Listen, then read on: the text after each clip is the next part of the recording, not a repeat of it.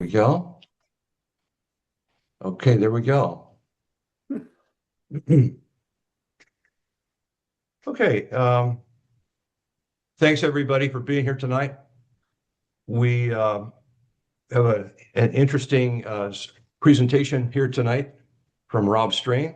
And Rob Strain, a brand new member, actually, in our club. Also, I'd like to welcome the Sun City Palm Desert Camera Club members that are here. So thank you all for being here. And I need to ask, do we have any new members here who this is their first time on one of our Zoom meetups? We got a bunch of new members. Good. Anybody out there? No? Okay. Okay. Well, let's go ahead. We'll get ourselves started here. Tonight we have Rob Strain in about the middle of my screen anyway, right there. I'm here. There he is. Rob is a local professional photographer, tour and workshop leader. He's a writer, having written a number of books on photographic subjects. Rob is a local resident down here in the Valley, retired from a career in cosmetic dentistry after working in Rancho Mirage for 15 years. But he's a lifelong photographer. He's got an extensive knowledge of photography, quite a bit of experience. Under his belt, all you have to do is look at his website, robstrain.com. Have a look at it. It's quite extensive. And he's, as I said, a brand new member. So tonight he's going to speak to us on the topic of finding a style, creativity, and originality. So if everybody would mute themselves, that would be great.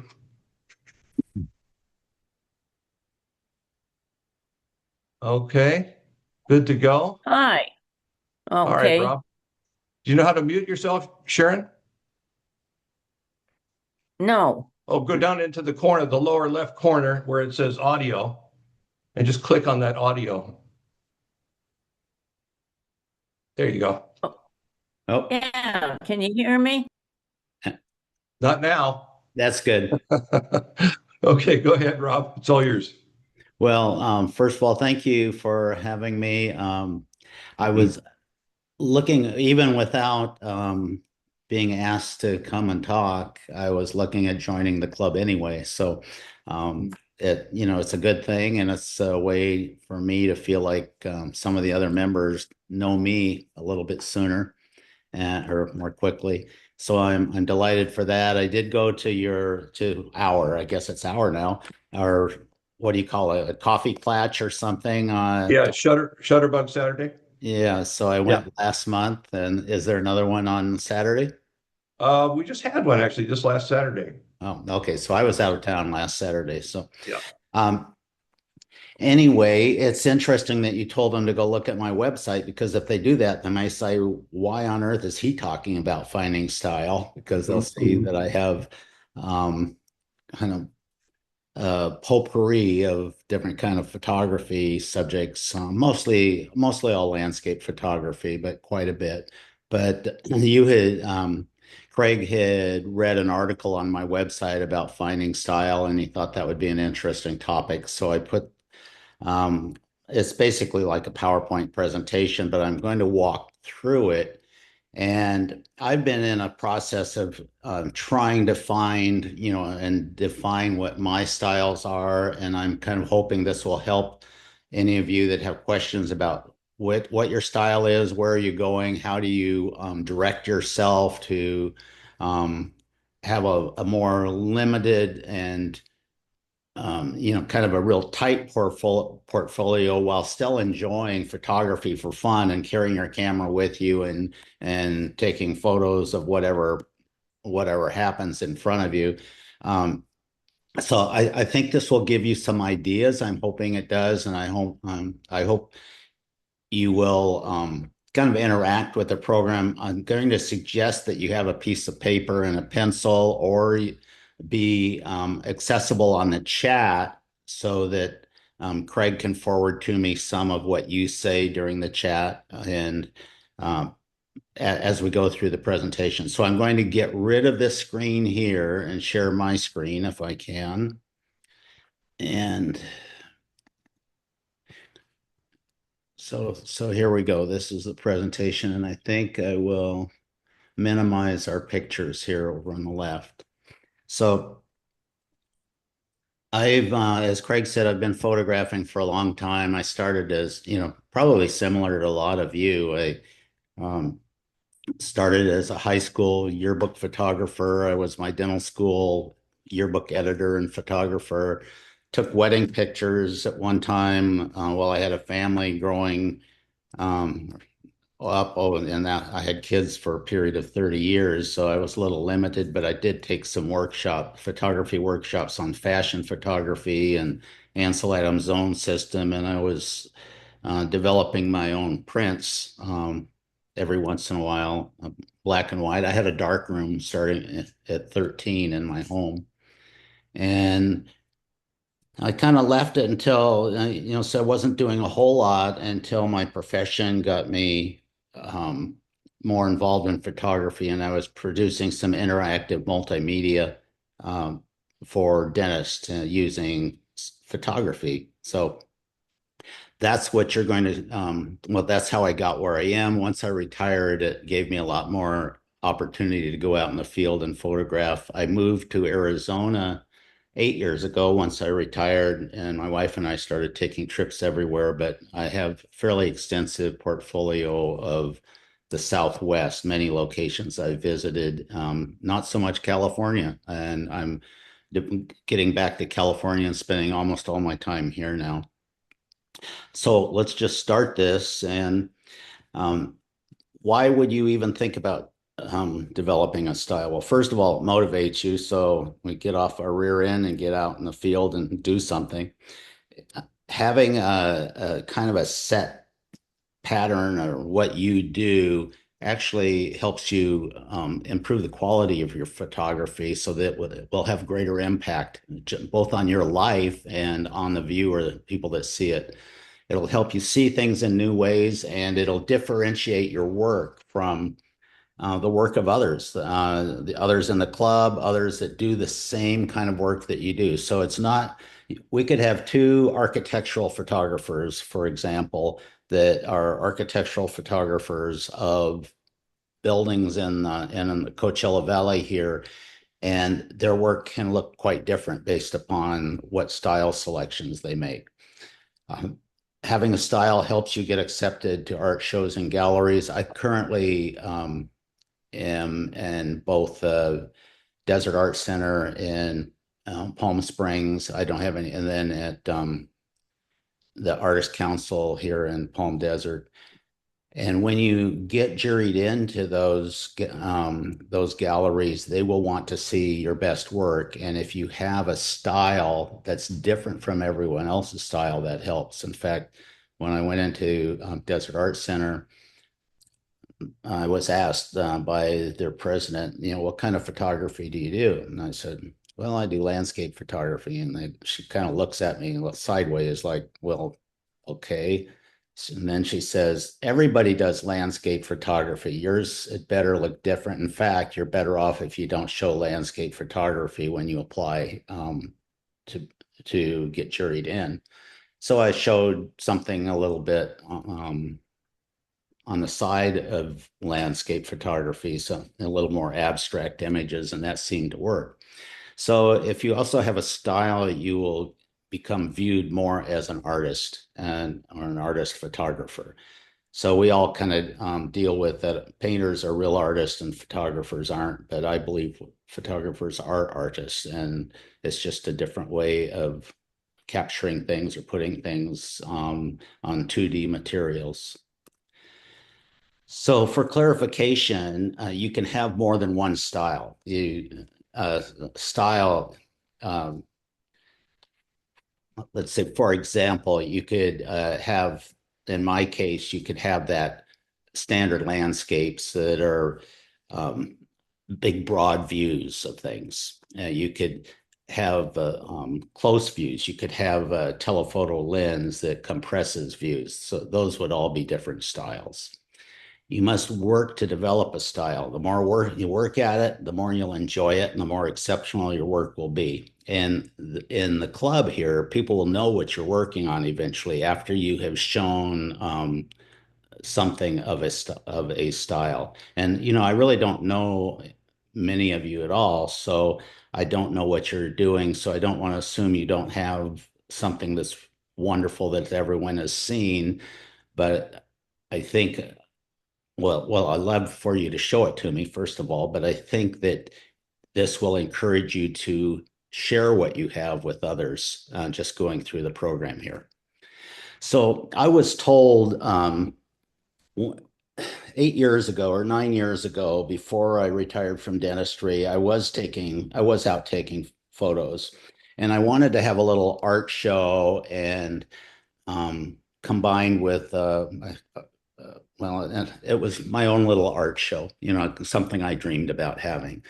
And so I found a guy named Gary Kerr, who has visual arts imaging over by the Palm Desert Airport, and found out that he printed pictures, and he really knew what he was doing. He prints a lot of lithographs for Palm Springs Art Museum. And I met with him and kind of showed him the range of my work, which was much less than what it is now. And he said, well, you need to have a style. And if you were to throw 100 photographs on the floor and I were to look at the floor and you showed me one of yours, I should be able to pick out every other one of your pictures without touching anyone else's pictures. So if you see what I've laid out here, this isn't nearly 100. It looks like it's about 20 or so, and 25 maybe. And it's pretty easy for us with these different styles that are here to see the one where you can see my cursor, can't you? Yes. Yeah. Okay. So you can see this one and this one. It's not just the shape. And this one are all Palm Springs images, which I'll show you again. You can see the flowers easily. One, two, where's another one? There's another one here. I know. So three. So there's three flowers. But if you went through here and were a little bit deliberate, you could sort all of these out. So it would be easy enough. But what if we had 100 pictures that were all flower photos? You should still be able to pick out your own photos just based upon the style that you're using.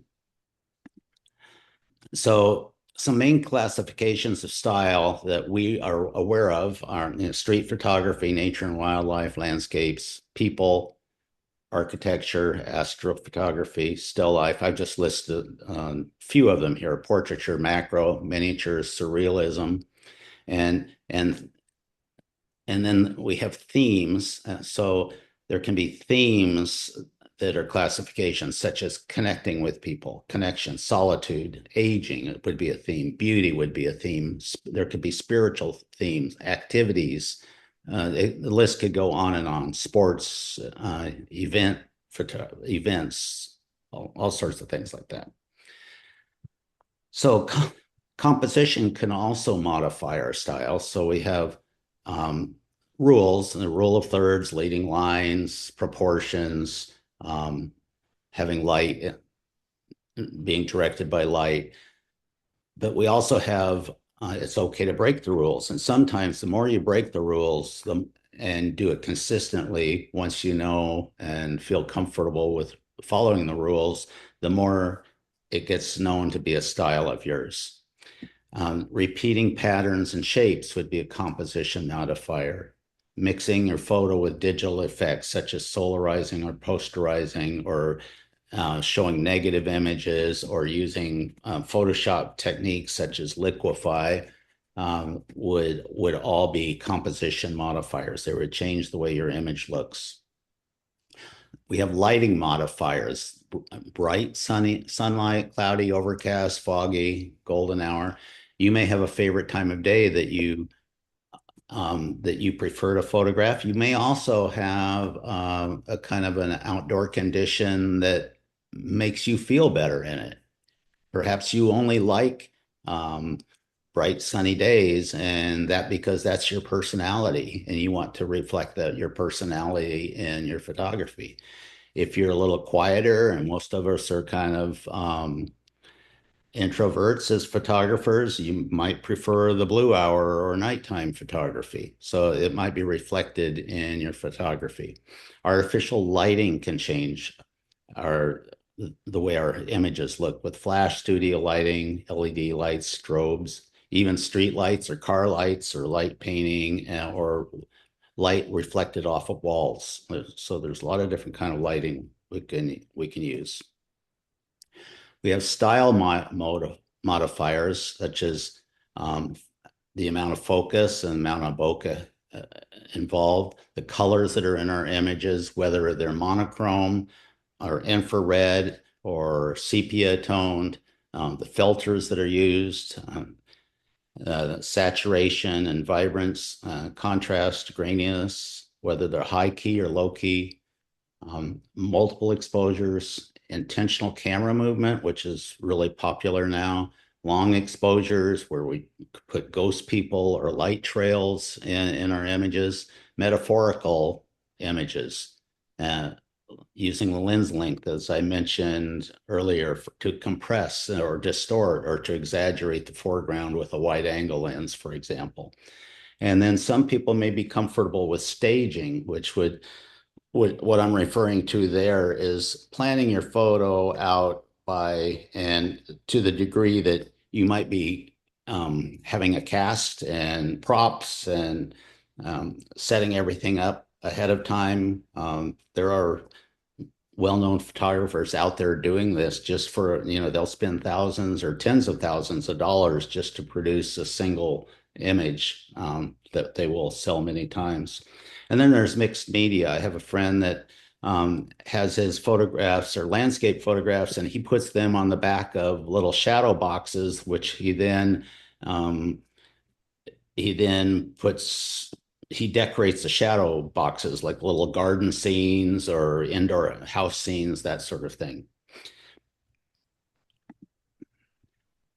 And we have presentation modifiers. So what I've done, I'm going to tell you for myself, I had to make decisions because I did do some art shows or art festivals for a while, and I wanted to kind of see what would work and what wouldn't work. And I was just testing the market, so to speak. So I produced prints that were in frames, and I did acrylics of certain sizes. I didn't do metalwork. I did a few canvas prints, and I saw not just what would work, but what I wanted to carry around, how much it weighed, how easy it was to hang.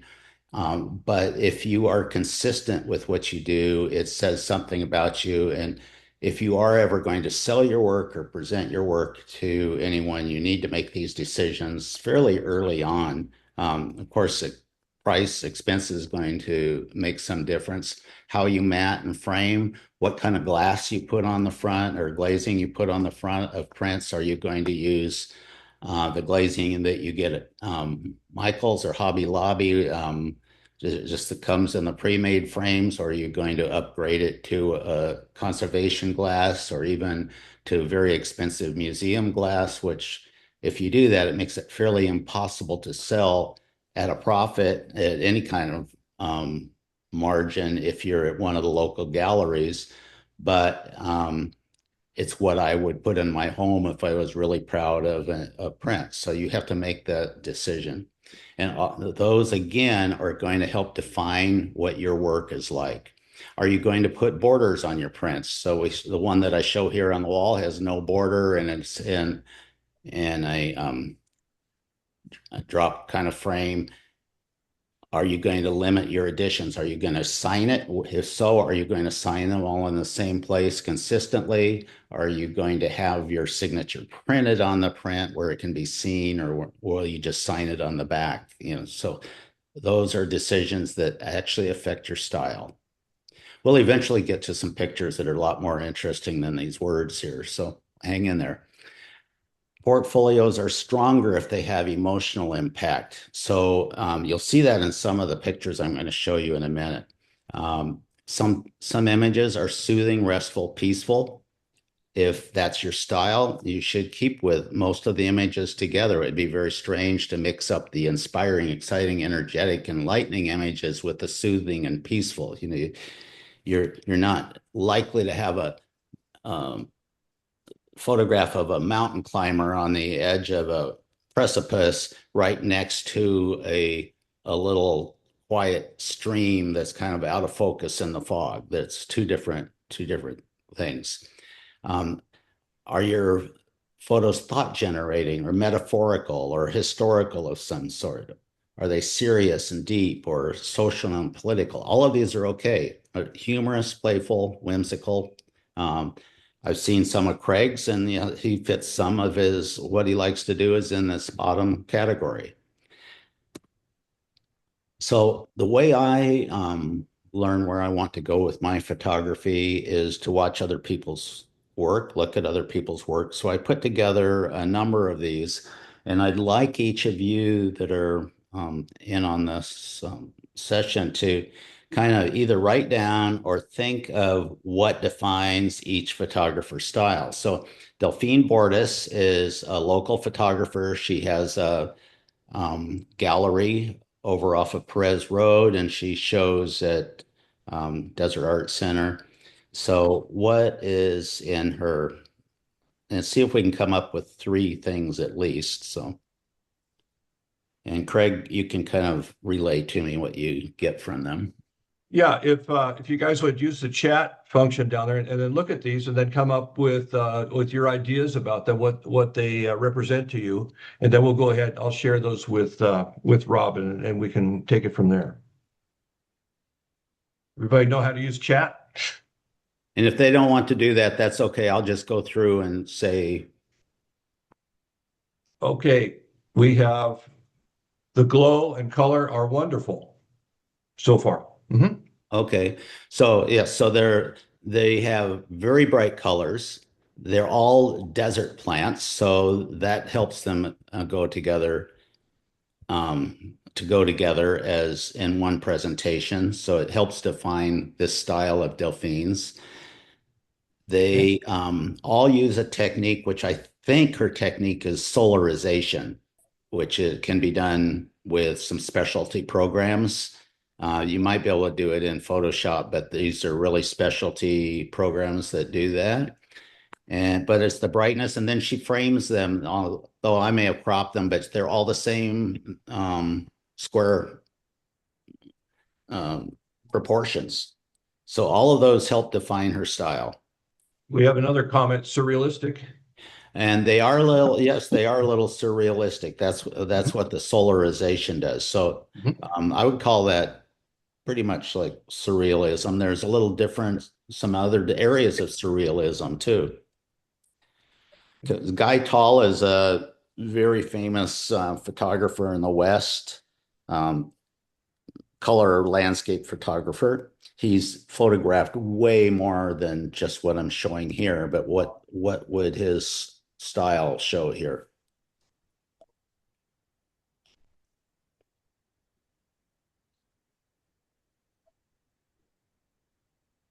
So when Leading you're in a lines. gallery or when you're looking at other people's photos, Mhm. I really think you should say, what is their style? What, and if it's just one photo, you could say the same thing. We have leading lines and effects of water on the chat. I would Okay. also add a lot of midtones through both of them, all three of them. Midtones, earth tones. Mhm. They all are basically they're all from Badlands. They all do have leading lines going through them, and they're all kind of softer light. They're either early blue hour or right at sundown. They're not in the bright sunlight.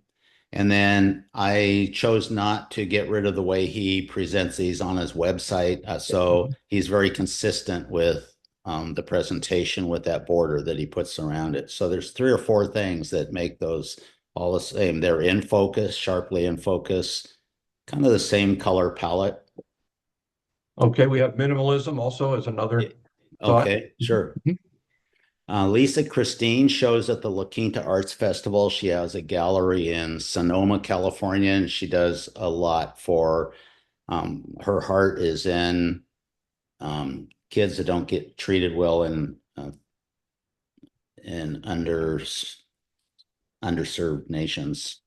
But what are some of the things you see here?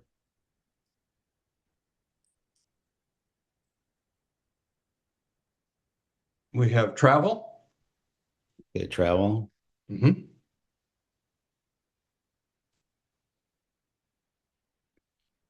Geometric shapes. All right. Geometric shapes. Single person. Single person. Okay. Alone or lonely. Okay, good, good. Someone said something about what it's more of an emotion. So yeah, so there are some broad areas of kind of single colors in these for one thing. It's not like splattering the colors. So they've been simplified by those colors. In every image, there's a person walking, basically walking out of the image. So she's breaking the rules. Most of us have been taught have the people facing into the image. So you watch this and you kind of go like, what are they leaving? Or, what are they going to do next? And what was wrong with what they were? Or, there's just different things that go through your head that keep you in these images that make you want to stay there, make you want to spend your time with them. Okay, here's some whimsical images. So this is another artist that shows at, I think this is the artist that shows at La Quinta Art Festival. And so he makes humor. In fact, his company, they call it Tiny People Big Laughs. So all of his images have these little figurines that can be purchased online. That most of them I think come from Germany or somewhere in Europe. So if you had ideas, you could go through and write down a whole list of ideas with what you like as your current kind of photography. And could you use figurines to do anything with that? And so this one and the middle one says, "Who cut the cheese?" So, obviously it's supposed to be humorous. So, and the ski slope is soft as snow. Okay, Art Wolf is a fairly famous photographer. He's been in National Geographic many times. So he's photographed all around the world.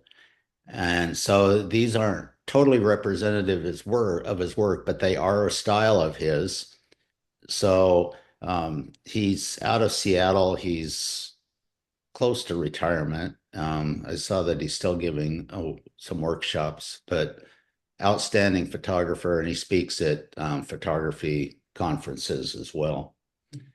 So with this, I'll kind of move it along a little bit, but if everyone's is now thinking, okay, I see styles. So they're very colorful, they're mixed colors, they're patterns, they're sharp. They're the kind of things you might see in a magazine article. Um, and they probably don't all look like they're from the United States just because of the kind of things that are in bowls and how they're put together. So I'd call that pretty easy to define as a style. Okay, Barbara Strain, I put these in here. This is my wife, and she started working on a style because she was doing landscape photography with me, and she said, well, I'm not getting any attention. I'm going to do something where I get attention. So she started taking florals. And so her style, they're all fairly soft. They're mostly pastel. I put the one on the right in because I wanted to show you that you can have some variation in style and it still fits within your style. And I've done that with a couple of the other ones that are to come here as well. So they're soft. She uses some of that's controlled by a lens. She uses either a macro lens or a lens baby lens. Some of you may have heard of a lens baby with it blurs the outside parts of the image, just softens the outside part of the image for you. So that kind of reflects her personality. And so we should be looking at doing that. Ben Goossens is a surrealist, and he is from Belgium, and so he kind of he's inspired by other artists. If I can come up with his, not Matisse, but it's like that. Okay, so he's been inspired by painters, but he has taken all these images are all compiled from photos he takes. So he goes out or has gone out, he's older now too, and collected photos over the years, and then he reassembles them in metaphorical images. Colleen Miniak takes these soft images of botanicals, I guess you'd call them. And if you contrast these to the floral images, it's like, okay, or that's not the same subject. It looks like a totally different style. You can see the definite difference. There may be some multiple exposures going on here, especially in the single image, or maybe in all of the images. And the colors are different, but the images all go together. Jules Oldred. And I'll just tell you, I tried to collect a lot of different genres of photography here so that we wouldn't miss anyone. Or if you're going to Africa soon, you'll be thinking about how you might do this. But obviously, they're all black and white. They're all animals, but also the camera angle is all very low, right next to the ground. So that's a popular technique for the higher end landscape or wildlife photographers is to get low. I'm not sure I want to do that and be that close to the lion. And I understand that rhinos are pretty dangerous too. So Ann McKinnell is a local photographer, and I'm going to wait until you guys tell me what you see here. So go ahead and interact and let Craig know.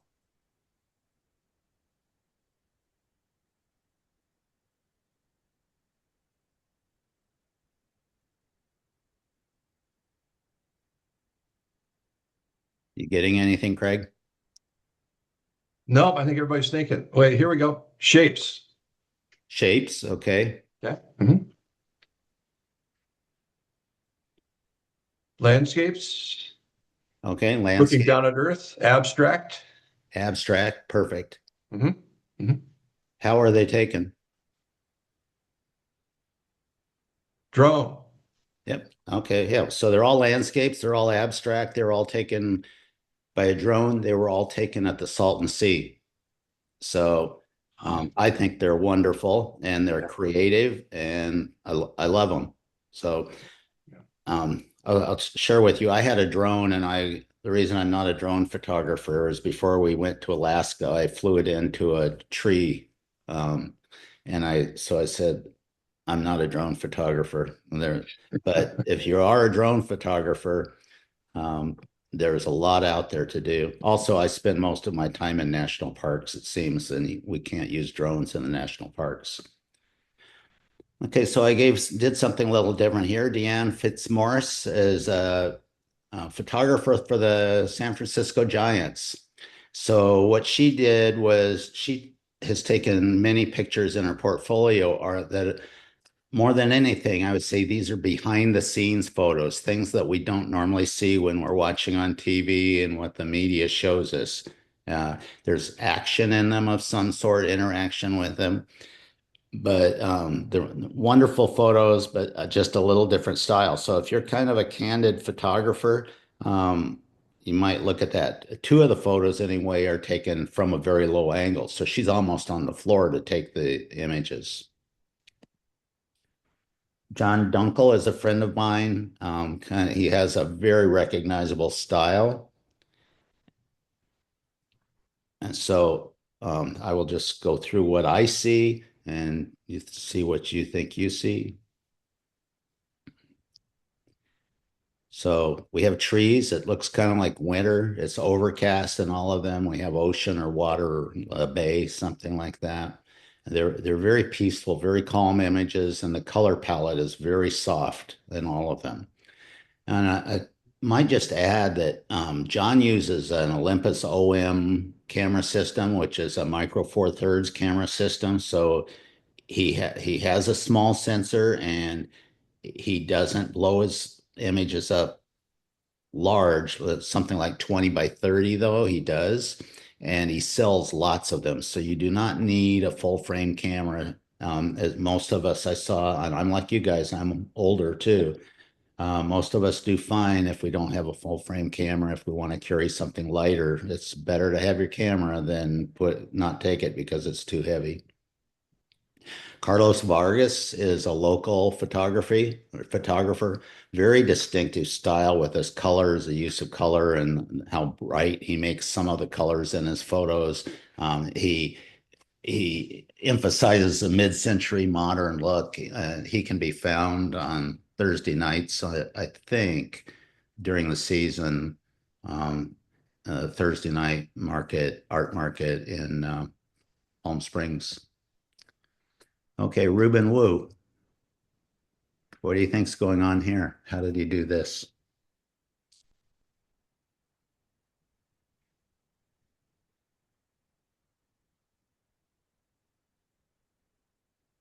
Okay, so I'll tell you, Ruben, he loved night photography and he loved drones. So he said, "How can I put them together?" And he has experimented with a lot of different techniques and came up with something that is extremely unique. We have lighted drone is our comment here. Yeah. Yeah, so lighted drones, but obviously a drone didn't do all of this. There's something else going on. So I don't know what it is.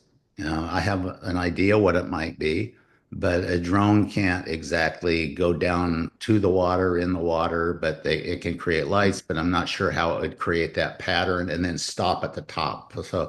Uh,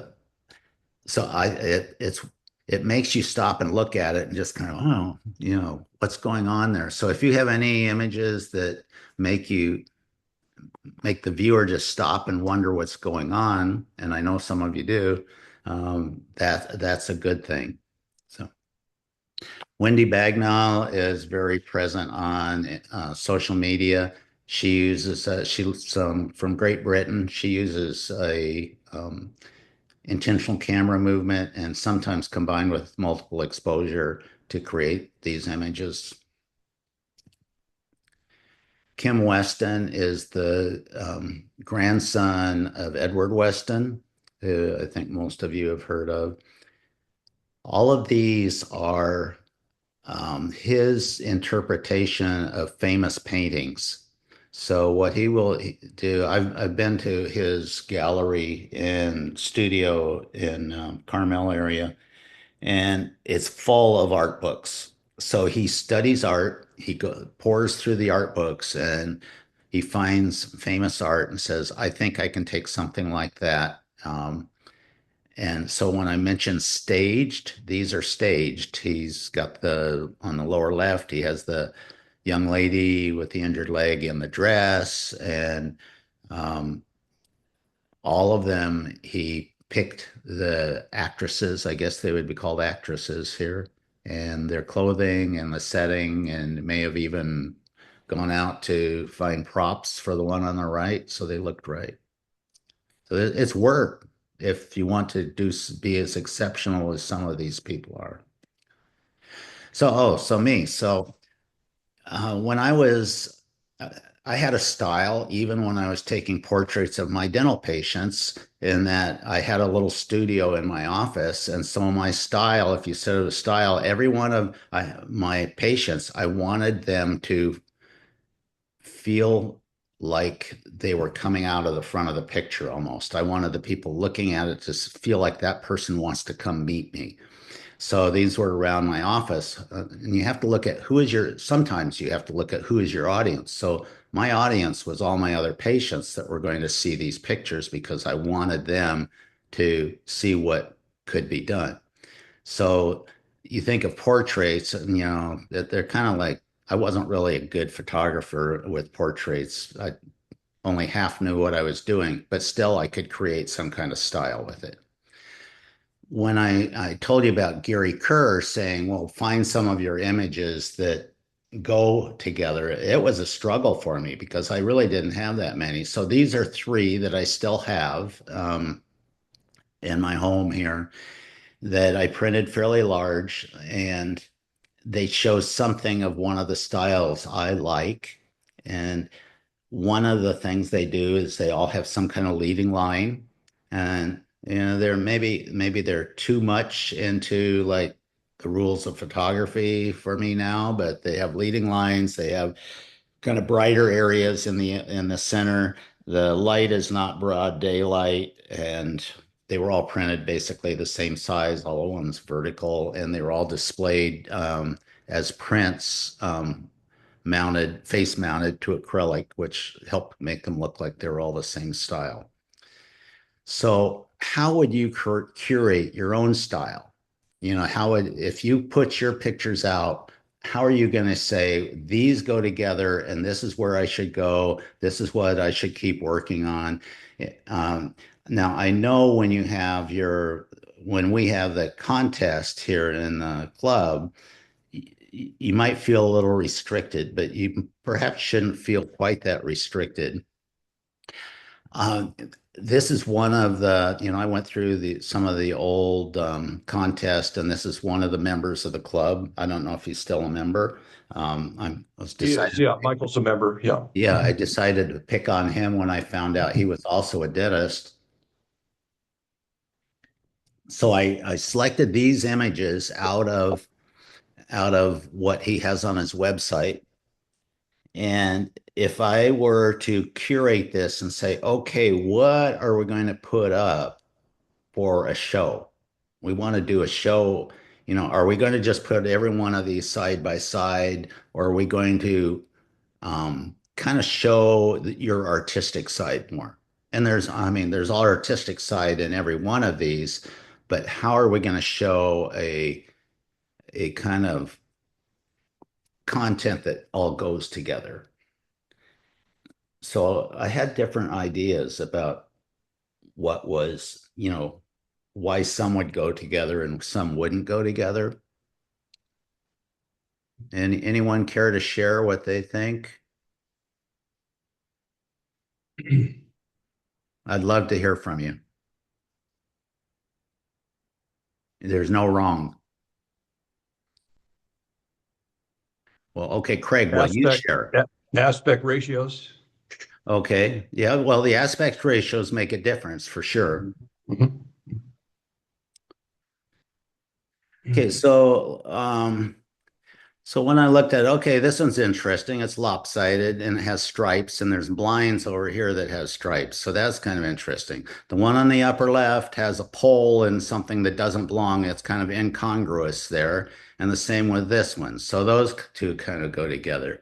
We have windows. So there's a window here, window here. Maybe that's a window, or I think there's a reflection in the window down here. And then this one's more on the upper right. I decided that one didn't belong. And then this one on the lower left is a shadow, and I think the one next to it might be a shadow. I can't tell for sure. Mhm. Okay, so it's kind of a struggle, but they're all great photos. But if I were to put him in a show, and kind of what Gary Kerr did to me, he said, you got to work on some of these some more. So this is what I decided. And you may think, standing alone, this one on the upper left looks like nothing, or doesn't look like as much. This one is very intriguing. I think it's a birdhouse hanging, which is out of focus. I don't know if he used a pinhole camera technique or what he did for this. Perhaps that's how he got these images, but they're all a little bit out of focus, all black and white. Um, what's something's reaching in here. I want to know what's going on. What is the artist thinking? But he's thinking something, so to me, these are all or the best choice. So we go back, and the contrast was kind of similar on them too. There weren't as many mid-tones in them. So I don't know if you agree with it, but that's what I'm giving you. Okay, so Craig gave me permission to look at his. So this is one section of Craig's website, which he calls I think you call it minimalism, didn't you, Craig? Yeah, minimalism. Yeah. Okay. So if you were to have a show and you had to show a limited number of these pieces, which ones would you pick? That's what I pick. Oh boy, yeah, that's a good question. Well, there's a little bit of architecture. There's some desert with a lot of negative space. There's only one black and white. Everything else is pretty much in color. Uh-huh. Uh, let's see. I don't know. You tell me, Rob. Okay, I'll tell you what I would do. I'm not a real curator, but this is what I would do. First of all, really strong image, the one on the upper left with the moon and the one on the lower right that break rules. But I love those two images. So if you had more of those, I would say work on those two. Okay. Mhm.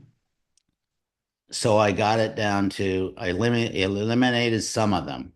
And then I said, well, can I put this other one with the moon, with this one with the moon? And I decided no. And I had the 5 other ones here. And this is what I came up with, were these 2 ideas. And I still didn't think it was as strong as it could be. Mhm. So what I got rid of that one, I'll go back. I got rid of this one here with the 2 windows, Mhm. and I got rid of this one here. Yeah. So I would say work on expanding this part of your portfolio. Okay. Mhm. And then these are fantastic images.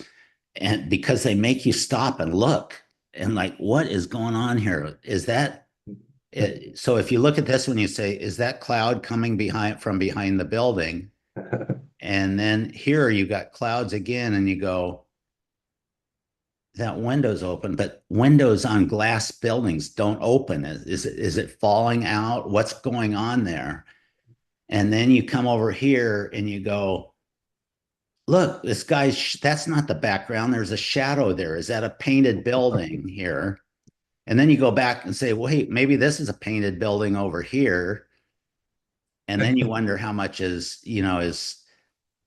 real and how much isn't.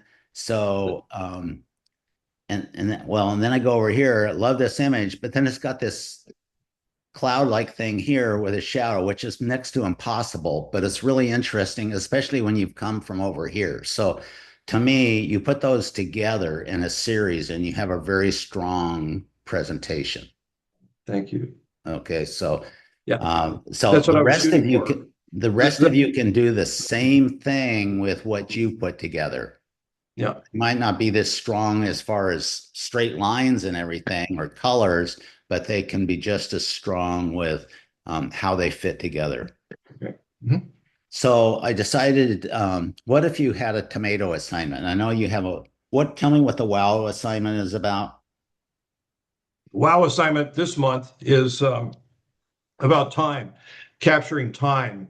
So that would be either motion or freezing time, uh, whatever, however you interpret time, Yeah. put it that way. It could be a rusting sign, uh, So, worn so I steps. would tell all of you that if you have an assignment like that, it's nice to win, become get a first place, put it on a website or tell people you got a first place or hang the picture and it says first place or silver award or whatever you happen to get. But to me, it's more important if you can use the assignment to fit it into your portfolio.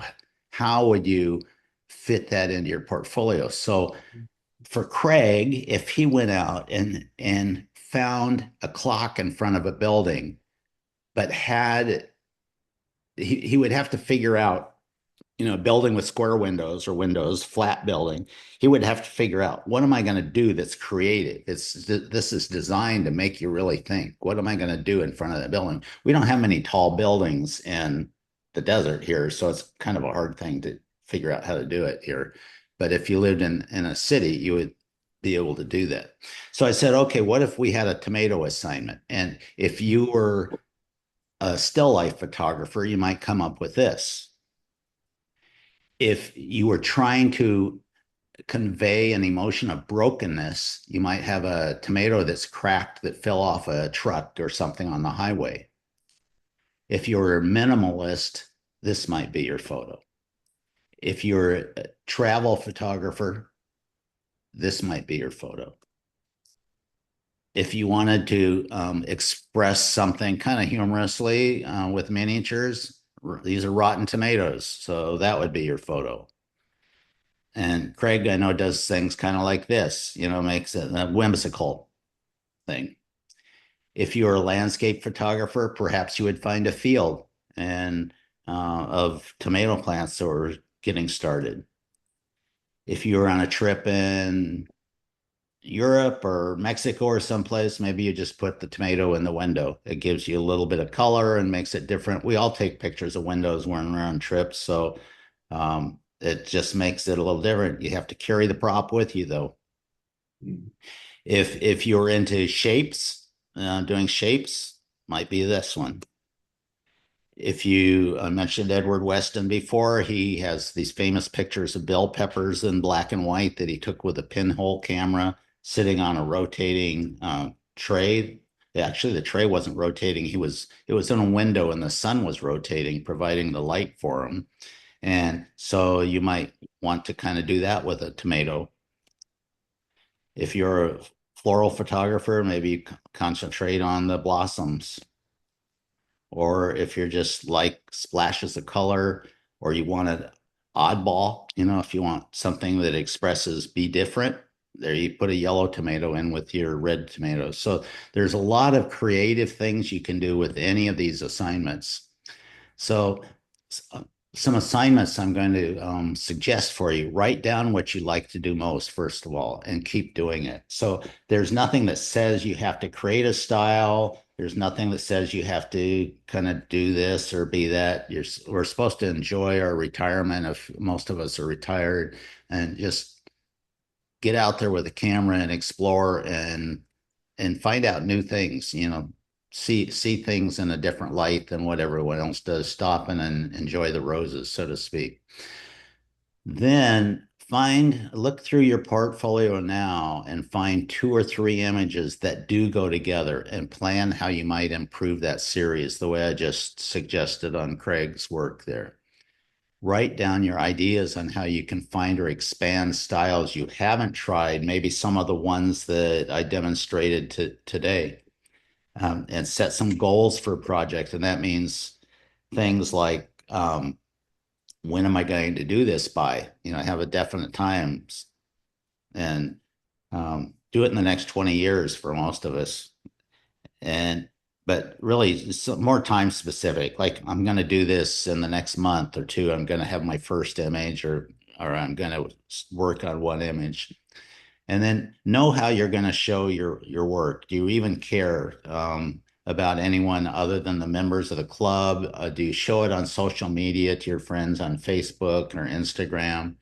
Do you want to enter art competitions or art shows behind a gallery? Or do you just want to be in the walls of your home? Or perhaps you would like to put together your own coffee table book. You can do it for $100, $150 with some of your best photos. Well, how are you going to make those cohesive? Can you do it so you have 3 pages, one after another, that look like they go together? Or is it just going to be hit and miss as far as the styles that you put out there? Oh, I went one too far here. So one of the things we all do, is we take a great image and we want to share it. And this says, wait, don't show anything until you have multiple images of that style. That's a suggestion. Now, you can do whatever you want, but I am impressed when I have quite a few photographers. The main people on my Facebook are other photographers. So some of them wait until they have a whole set that they say, oh, well, this is something I've been working on for all year or for the last 3 years, and it finally came together. And when they show it that way, I'm much more impressed than when I see 1 or 2 images. And it's something I can learn from for sure. And maybe a good thing I don't post too much because then I don't look too disjointed. So here's an assignment. I decided, since you would have an assignment, I would show you what my assignment looks like. I found these 2 images that I took in Europe about 12 years ago, I think.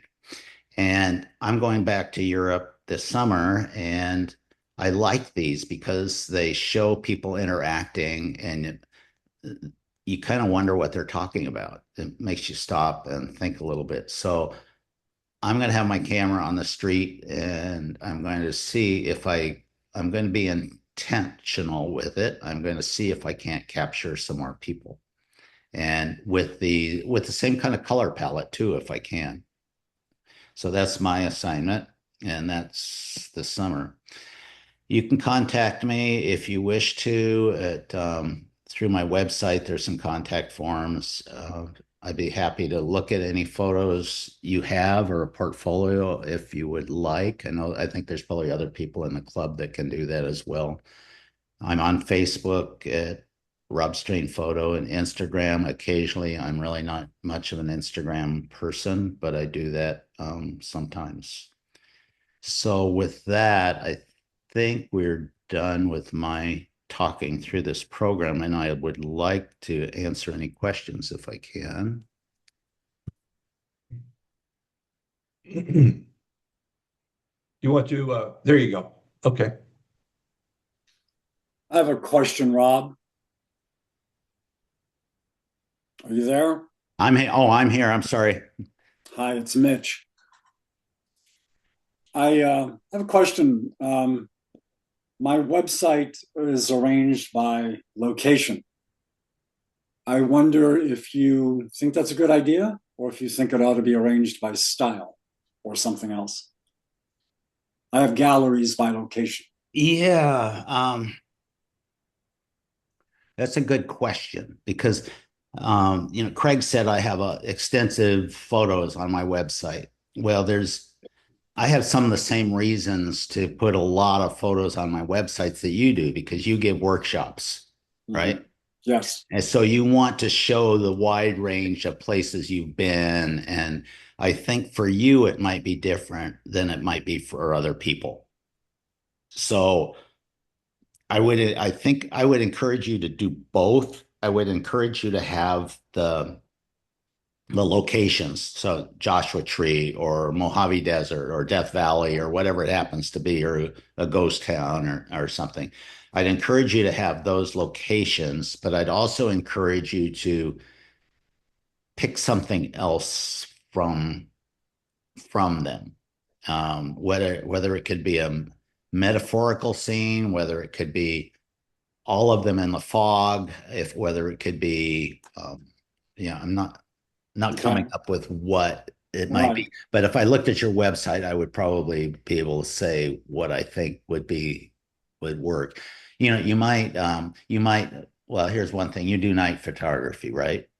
Yes. Yeah. So you might have your favorite night photos from each location so that people can see your top talent rather than just what the limitations might be of any one location. Okay. All right. Thanks. This was really good. Thank you. Yeah. Yeah. So anyway, that's what I'm thinking. And where do you get that? I understand. Is that Joshua Tree behind you? It doesn't look like it. I'm not sure what I look like right now. Well, you have a screen with a pine tree, but folders that look kind of like Joshua Tree. It looks more like where I came from. That's a March morning a few years ago on the Willow Hole Trail. The forecast said it will snow from 8 to 9 a.m., and it did. Oh, yeah? Yeah. All right. Okay. Other people, questions or comments out there? Well, Craig, did you feel like I tore you apart when I was that No, uncomfortable? that's great. I love getting criticism and just hearing what other people think. And you were kind of spot on with what I was doing with the minimalism. I was trying to do something that looks basically realistic, but there's something wrong, something that kind of is off kilter. Yeah. And that was the whole thrust of that little Yeah. So portfolio. and that's why that one image didn't fit with the group, is it was just a plain old image. Yeah. Yeah. So I would not even show that other image on your website because it weakens your doing. And I worked really hard. I might use that image to create another one of what you're doing. If you can come up with what you want to put in it, if you're okay with it, compositing or blending scenes from different times. Yeah. For me, everything is experimental pretty much. And I do one thing and I do what I think is a pretty good job of it, get bored and I go into something else. So minimalism lasted for me all of about 1.5 years or 2 years, something like Okay. that at the most. Yeah. Well, I would call that almost more surrealism than minimalism. Yeah. Yeah. Mhm. Yeah. I'd just like to say, Rob, I appreciate what you've said. I copied down your assignment because I think it's a great assignment. And I'll have to get back to you on how that result turns out, but I appreciate the focus you gave me. Oh, okay. Well, Chris, I think because it's recorded, you can go back and look at that, or the people that didn't copy it down can go back and print that page, freeze the recording and print the page if they want to. Or if anyone wants me to email them the page, just send me an email and I'll email the page to you. This whole thing is being recorded right now. In fact, I'm going to stop the recording here pretty quick. But we'll go ahead and it'll be up on the website tomorrow in news, etc. There will be a link to it right there, so anybody will be able to go back and zip through this. It'll be a YouTube video. Okay. So all the information will be there for you to look back through. Lots of great information. Thank you very much. Sure. Thanks, Well, Rob. I look forward to seeing your work. And it looks like you get out in you like night skies too. We have a raised hand from Shirley, asked to unmute. There we go. I was wondering what camera you shoot. Oh, if you heard me mention the Olympus OM1, I don't use that camera, but I used to use Canon cameras, and there came a time when I decided I had to go to mirrorless cameras, and I did not.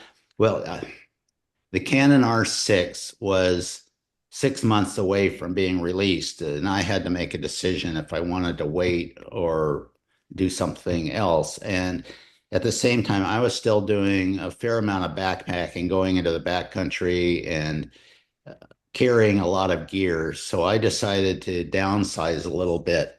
So I use a APS-C camera, and the one I use is Fuji's XT system. So I've had the XT3, XT4, I mean XT3, XT4, XT5. So those are my cameras.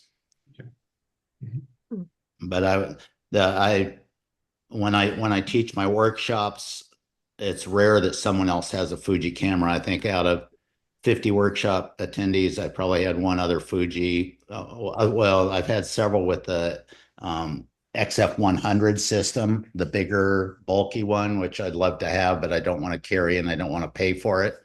But you just need a camera. I do shoot, I shoot with all prime lenses except for my long telephoto lens. So, and they weigh more generally than a zoom lens. So I kind of give up some weight there. How long a telephoto do you like?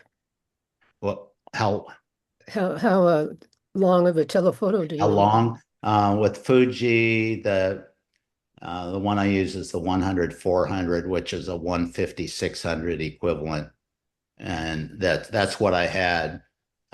When I had the Canon system, I had a 150-600, and it weighed twice as much as this 150-400. When I go to Caddo Lake, we do shoot quite a bit of wildlife, birds, and so I'm not shooting as much wildlife, but I am a strong believer in having longer lenses for photography, like where Joshua Tree longer lenses come in really handy, up to 200 millimeters at least. So, Thank you. Okay. I'm going to stop the recording here.